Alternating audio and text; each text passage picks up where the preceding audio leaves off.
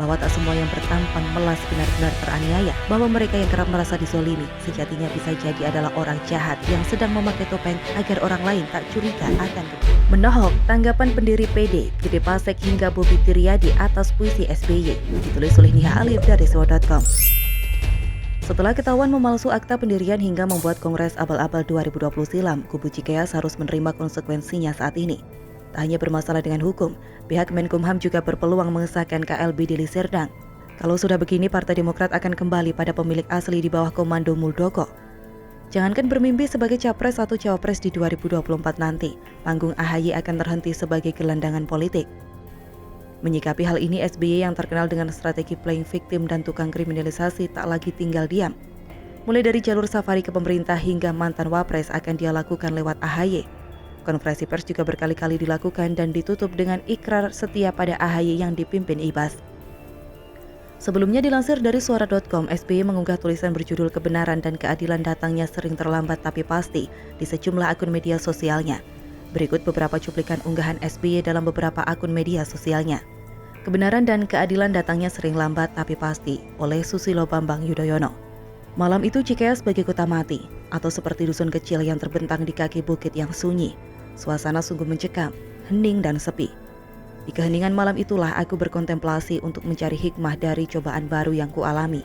Dalam kekuatan iman yang kumiliki, aku bertanya kepada Sang Pencipta, juga mengadu, mengapa cobaan ini mesti datang seperti ini?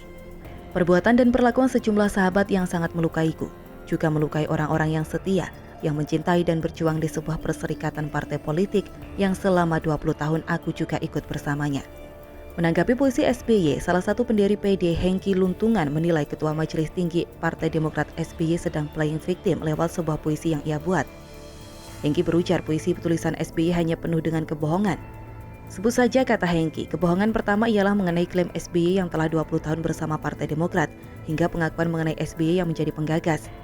Hengki mengatakan bahwa yang sebenarnya terjadi ialah SBY yang lupa bahwa 18 tahun yang lalu SBY kala itu memohon untuk diterima sebagai salah satu anggota Partai Demokrat. Namun setelah masuk, Hengki memandang SBY justru berbuat licik. Kelicikan itu dikatakan Hengki tercipta dari tindakan SBY yang menyingkirkan para pendiri Partai Demokrat melalui perubahan Mukadimah dan ADART partai. Ditambah penyebutan SBY dan VNC yang merupakan founding fathers, Hengki berujar dalam hal itu SBY yang justru meninggalkan dan mencampakkan. Senada dengan Hengki, Gede Pasek ikut memberi tanggapan yang tak kalah menohok. Seperti dilansir dari Sindonews.com, tulisan dari video podcast SBY berjudul "Kebenaran dan keadilan datangnya sering terlambat tapi pasti" terus mendapatkan tanggapan. Kali ini mantan kader Partai Demokrat Gede Pasek Suwardika yang memberikan komentar menohok. "Cocoknya itu ditempelkan untuk Mas Anas Urbaningrum, bukan di SBY menurut saya. Tetapi Mas Anas nggak cengeng," ujar Gede Pasek Suwardika. Pasek mengatakan Anas Urbaningrum tetap tegar menjalani dengan tirakat yang ketat. Tak hanya internal PD yang gerah akan kelakuan SBY, masyarakat luar pun gerah dengan keprihatinannya yang sebenarnya adalah karma yang ia terima. Seperti diberitakan Sindonews.com, kini muncul puisi tandingan yang dibuat oleh Divisi Komunikasi Publik Perhimpunan Pergerakan Indonesia atau PPI Bobi Tiryadi. Puisi tersebut berjudul "Renungan Karma" buat SBY. Puisi Renungan Karma buat SBY. Malam itu kau melihat Cikeas sebagai kota mati, atau seperti dusun kecil yang terbentang di kaki bukit yang sunyi. Suasana sungguh mencekam, hening dan sepi. Ah, itu hanya perasaan saja. Aku tahu tanpa perlu kau katakan dengan nada lirih. Tentang mata yang sulit terpejam, tentang hati yang terus terjaga, dan tentang pikiran yang terus mengembara hingga kursi coklat tua itu memanggil. Cobaan adalah karma, bukan cobaan yang datang tanpa sebab. Mengapa karma menghampirimu hari-hari ini? Apa yang telah kau perbuat dan lakukan terhadap sahabat-sahabat yang dulu memanggul tubuh besarmu menuju masa-masa kejayaan itu? Apa yang telah kau perbuat kepada mereka-mereka yang hingga kau hari-hari ini merasakan luka? Dan kenapa perih luka itu juga harus anak-anakmu rasakan? Kenapa karmamu harus dirasakan oleh anak-anakmu, menantu-menantumu, dan cucu-cucumu? Ku yakin inilah karma yang datang tak harus segera, karma yang datang dengan kepastian. Satu yang harus kau lakukan untuk menyingkirkan karma, meminta maaf dan dimaafkan. Datangi mereka-mereka yang kau sakiti dengan brutal. Begitulah beberapa cuplikan isi puisi balasan untuk SBY. Semoga yang bersangkutan berkenan membaca dan meresapi, termasuk menampung masukan, kritikan, atau juga sindiran dari mantan teman seperjuangan. Akhirnya SBY akan jadi pelajaran bagi kita semua, bahwa tak semua yang bertampang melas benar-benar teraniaya, bahwa mereka yang kerap merasa dizolimi sejatinya bisa jadi adalah orang jahat yang sedang memakai topeng agar orang lain tak curiga akan kebrutalannya. Jadi mereka sudah menyerahkan, KLB sudah menyerahkan dokumen permohonan pengesahan kepengurusan hasil KLB. Nah sekarang dalam tahap penelitian berkas. Andi Arief kena sliding lagi, hasil KLB sudah diterima Menkumham, ditulis oleh Jaya Surbakti dari siwo.com. Andi Arief termasuk salah satu kader Demokrat yang tidak putus membuat lawakan, minimal membuat publik tersenyum simpul, berulang-ulang dan berkali-kali. Kali ini dia sempat menyebut hasil KLB Partai Demokrat yang digelar secara sepihak gagal didaftarkan ke Kemenkumham. Andi menyebut hal itu terjadi karena kubu KLB terganjal peraturan Menteri Hukum dan HAM. Tragis, KLB Deli Serdang gagal daftar. Tidak dapat diproses pendaftarannya karena tak memenuhi persyaratan sehingga tidak bisa mendapat akses dan password pendaftaran elektronik. Bukan hanya kudeta gagal, tapi memalukan di depan publik, kata Andi kepada wartawan Selasa 16 Maret.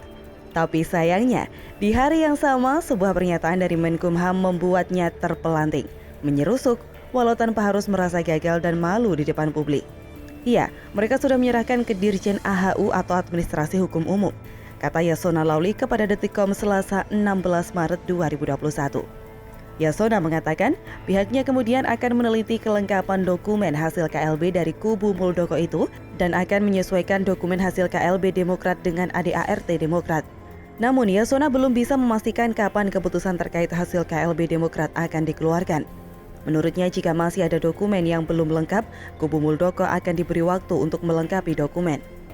Clear, apa yang dianggap Andi belum terjadi akhirnya sudah terjadi. Dan Andi memang suka seperti ini, tidak mengantisipasi kemungkinan ke depan, yang penting bunyi dulu saja.